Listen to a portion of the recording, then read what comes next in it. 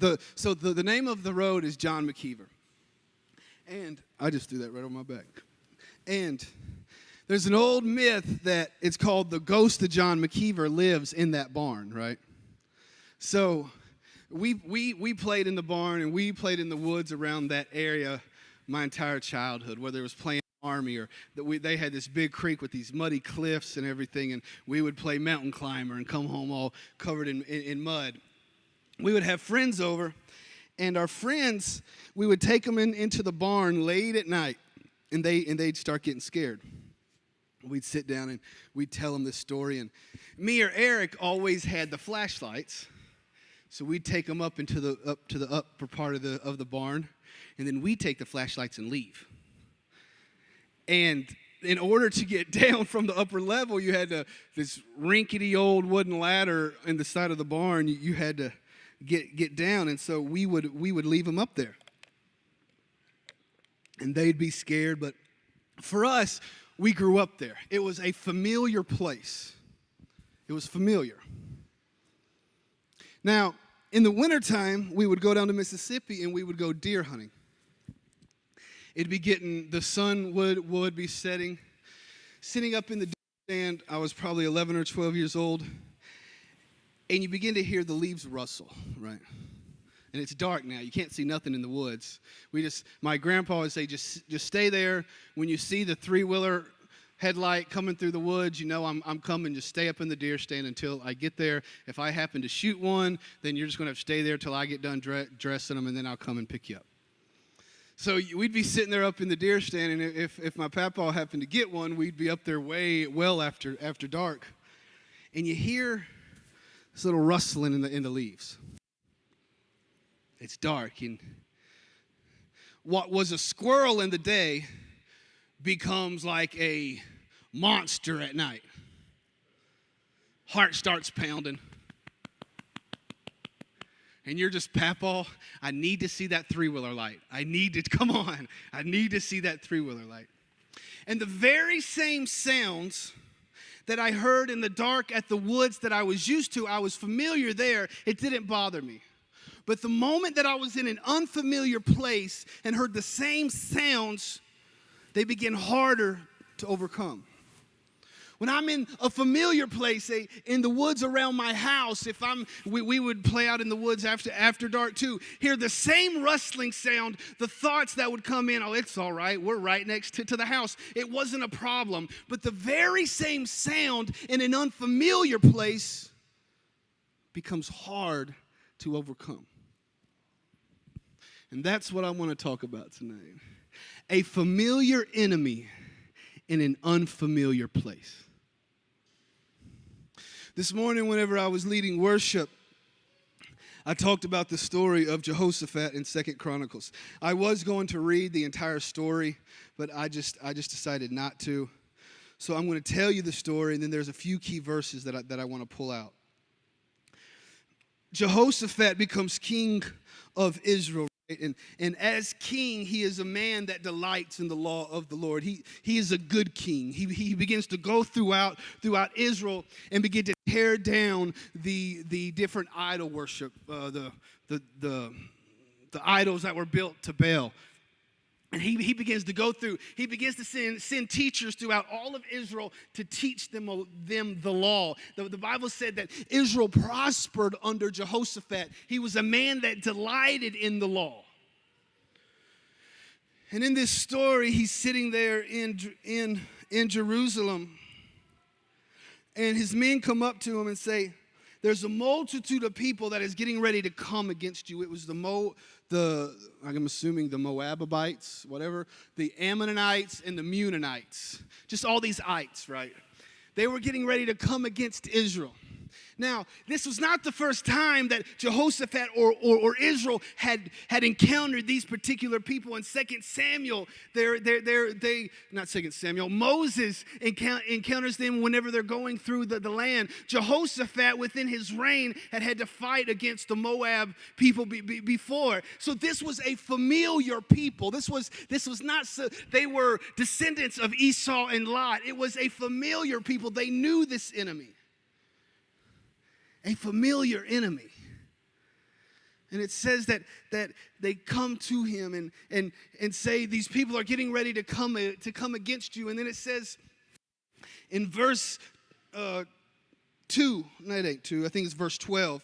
He said, we don't know what to do. Throw that first slide up there for me. The first verse. We do not know what to do, but our eyes are on you. Jehoshaphat, this man of God, the enemy is getting ready to come against him. And he's saying, we don't know what to do, but God, our eyes are fixed on you. My eyes are not fixed on the enemy. It's not fixed on the circumstance, but my eyes are fixed on you. And then Jehoshaphat goes in front of all of the people and he prays this prayer. And then the prophet comes out. Chapter 20, verse 17, and he says, you will not need to fight in this battle. Position yourselves, stand still, and see the salvation of the Lord who is with you. He tells them to do 3 things: position, stand, and see. Position, stand, and see. One of the definitions for position is to present yourself. He had already told them how they were presenting themselves. He already told in verse 12 that their focus was on God. He has positioned himself to put his focus on God. What we focus on is what we give power to. When you're going through a circumstance, if you focus on the enemy, you give power to the enemy. Whenever you focus on what you bring attention to. I used this metaphor last night downtown. Whenever I'm battling a craving, or in the past, whenever I was deep into it, the more I focused on the drug, the more the drug would grab me. But the moment I turned my focus to God, his victory began to grab me. What we focus on is what we give attention, is what we give power to. And when you focus on God, it puts you in a position or a posture of praise. You cannot focus on God and not begin to praise God. You cannot focus on God and not see the goodness of God. You cannot focus on God and not realize that he is going to come through. The moment you focus on him, it puts you into a posture of praise. And the moment that you begin to praise on him, it puts you in a position to prosper. In the Bible, it says, as I walk through the valley of the shadow of death, I shall fear no evil, for you are with me. Why am I fearing no evil? Because I'm not focusing on the evil. I'm focusing on who is with me. That's where my focus is. He says to position yourself. And their position was in a position that was focused on God. They were focused on God. They were in a posture of praise. And then in Psalms 23, it says, I prepare a table before you in the presence of your enemies. Enemies are surrounding you. Enemies are encircling you. And I pull up a table for you to feast. When the enemy's around you, God is putting you in a position to prosper. Saying, I want you to keep your focus on me. You can be completely surrounded, but I've prepared a table for you to feast, for you to rest, for you to praise.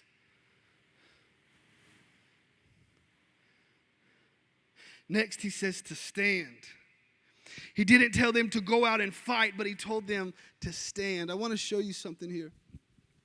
In the Bible, it says to put on the whole armor of God so that you might stand. And when you've done all you can, stand. Why didn't he use the words, put on the whole armor of God to fight?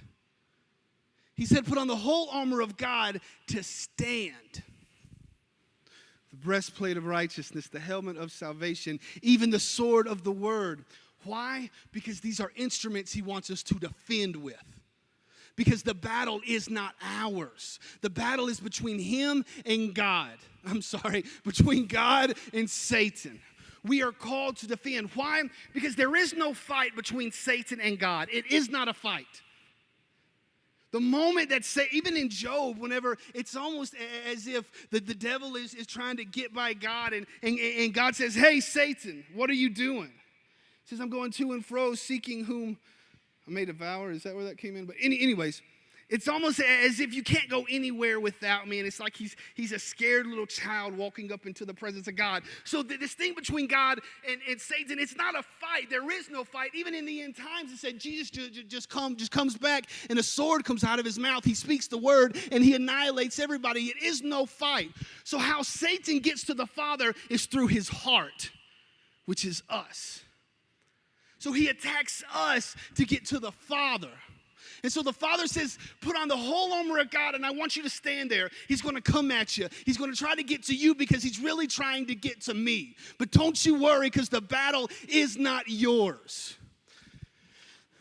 An example of this is whenever Jesus is in the wilderness and Satan comes to tempt him, he defends himself with the word. That was the computer back there, runs through the system. And so Satan comes and he attacks God with lies. If you can do this, then make the stone into bread. And what does God do? Or what does Jesus do? He defends with the word. So he says, position yourself, focus on me. Second, I want you to stand. Enter into my rest. Stand on my promises. Stand on my word. And the third thing he does, he says, see. In the verse he says, see the salvation of the Lord. See. You see, Satan is after what you see. When you're in a battle, do you see the victory before you experience it? Do you see it? When you're walking into a situation, do you see the victory? That's what faith is. It's seeing the outcome before you experience the outcome. Satan is after what you see, because if he can change what you see, he can change what you believe. And if he can change what you believe, he can change your destiny. He can change everything by getting to what you see. When you're going through something, just like here, when they were surrounded by the enemy, or the enemy was getting ready to attack, Jehoshaphat says, God, we don't know what to do, but we're not seeing the enemy. We're setting our gaze on you. Because if he can change what you see, in the end, he'll change the outcome. And I know I'm flying through this, but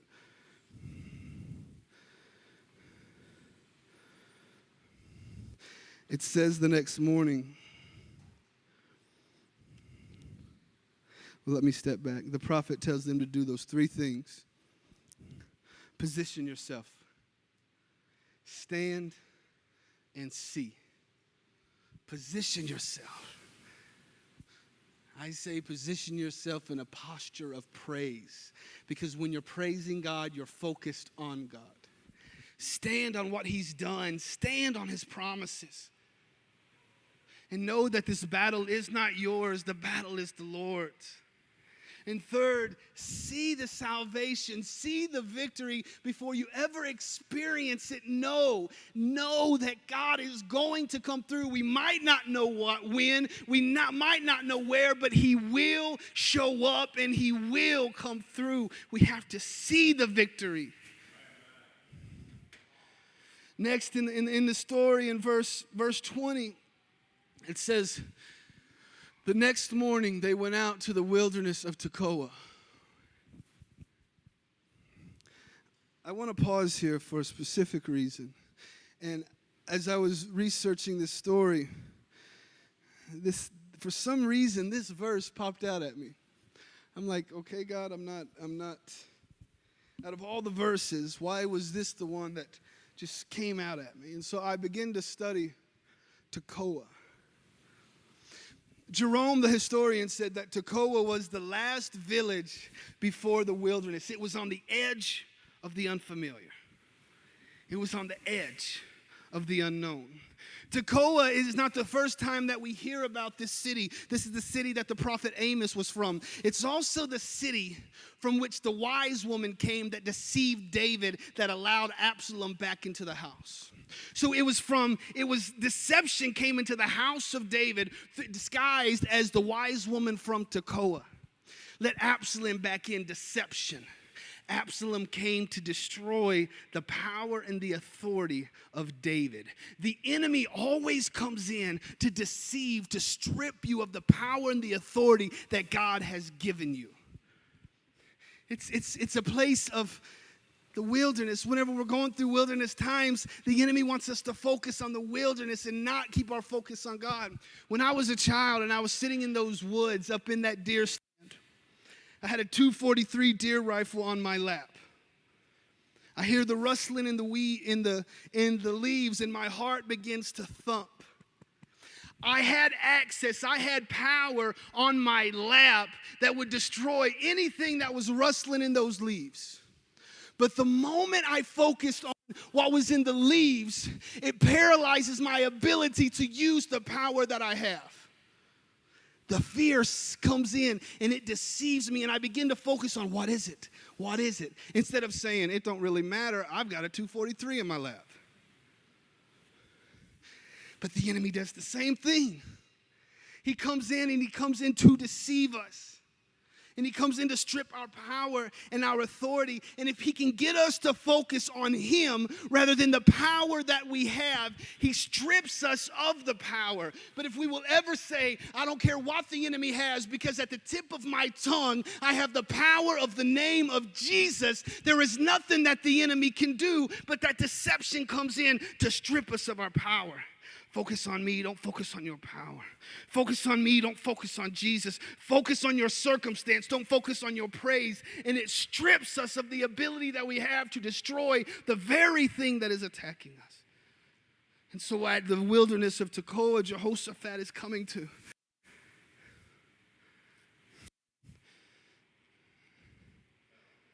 The wilderness, a place of deception. A place of the unfamiliar, a place of the unknown.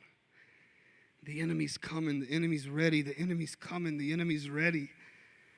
I don't get to fight the enemy in Jerusalem. The enemy isn't coming here. I've got to go there. When you read the story, God tells Jehoshaphat to go into the wilderness to fight. God isn't letting me fight where I'm safe. He's not letting me fight where I'm at. He's calling me to go to the unfamiliar, to the unknown to fight. And so that's where we come to the story.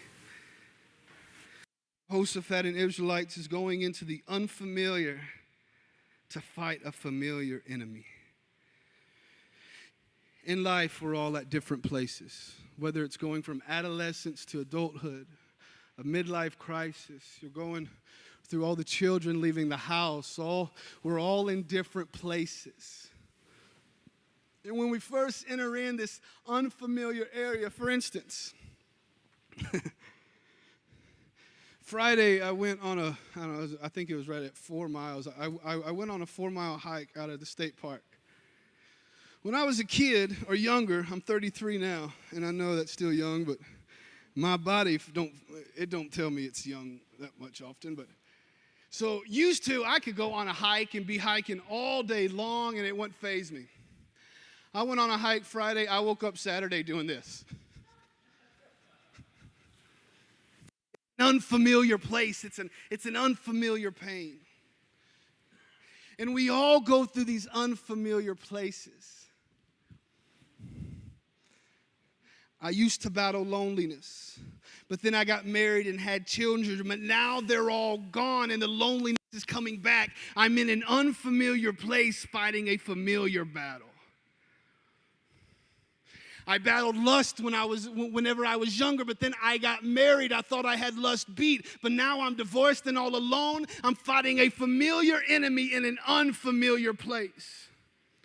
Whenever I was young and felt beautiful, I was fine with my husband going out and working out of town. But now that I've had 3 kids and I feel unbeautiful, I'm in an unfamiliar place fighting a familiar enemy.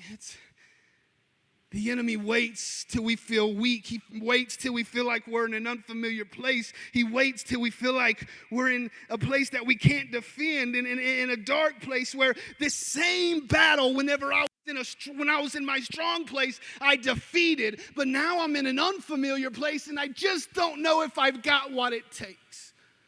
I'm fighting a familiar enemy in an unfamiliar place. we do?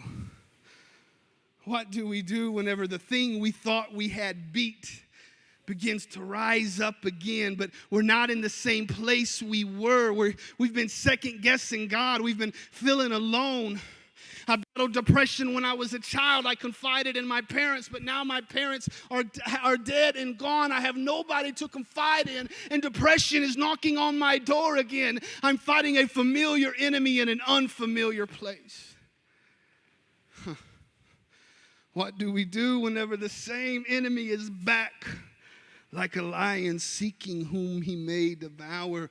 It's a familiar enemy in an unfamiliar place. And the Israelites, they're going out into the wilderness to fight this enemy. They've done it before, but now Jehoshaphat cries, God, we don't know what to do, but our eyes are fixed on you. And the prophet says, just position, stand, and see. And so he steps up and he walks into the wilderness. They rise up early in the morning from this place in the wilderness, has to begin to play on their mind. Why are we going into the wilderness to fight? We've got a palace and we have walls and we have strongholds in Jerusalem. Why are we going into the wilderness? But sometimes God takes us in the wilderness to fight the battle so then we cannot give credit to anything else but Him. It's a scary place, I understand. It's an unfamiliar place, and it can play with the mind just like a child in that deer stand at night. The little rustlings of the little squirrel became a very large monster in my mind because I was in a scary, unknown place. What do we do when it's a familiar enemy in an unfamiliar place? What do we do? It says that Jehoshaphat went, and the whole host, all of Israel, they began to walk to the battle. And it says they began to sing and praise. When they were surrounded, they began to sing and praise. The human video team can come on up. I've asked them to put together a human video to illustrate this, that whenever we're surrounded, when everything feels like it's falling apart, when we don't know what to do, and we're completely surrounded on every side, sometimes it simply says, all is well. Father, I will praise you. All is well. Whenever the marriage is going haywire, whenever the kids are going haywire, and we don't know what to do, we're in an unfamiliar place. If we will begin to focus on Him and say, all is well with my soul, and we begin to praise, it begins to shift the atmosphere and shift the enemy. And she begins to praise. She begins to get on her knees at the altar and say, it is well. The circumstances might say it's not, but my eyes are on you. In the story of Jehoshaphat, at the very end, it says that they go out to battle and they begin to praise. And it says the moment they begin to praise, the enemy began to fight amongst itself, and they were defeated. The moment they begin to praise, the moment they begin to lift up God, the moment they begin to focus on Him, the moment they begin to exalt God, the moment that this happened, the enemy that was coming at them, the familiar enemy, though they were in a wilderness, they were in an unfamiliar place. They praised while they were in the wilderness. They praised while they were in the unfamiliar, and the enemy began to fight amongst themselves. Something begins to happen when we begin to praise. Something begins to happen when we begin to lift Him up. When He is lifted up, the strongholds are torn down. Something happens when we begin to praise. The prophet tells them, position, stand, and see. And all three of those things happen in praise. Did y'all hear that? positioning yourself, standing on God, and seeing the salvation are all what comes into when we express our love in praise. Because when I'm praising Him, I'm focusing on Him. When I'm praising Him, I'm standing in His presence. When I'm praising Him, in spite of what is going on, I'm seeing the victory before I ever experience. That is the motive of our praise. When we praise, when we worship, something begins to shift. I believe there's some here that are fighting a familiar enemy in an unfamiliar place.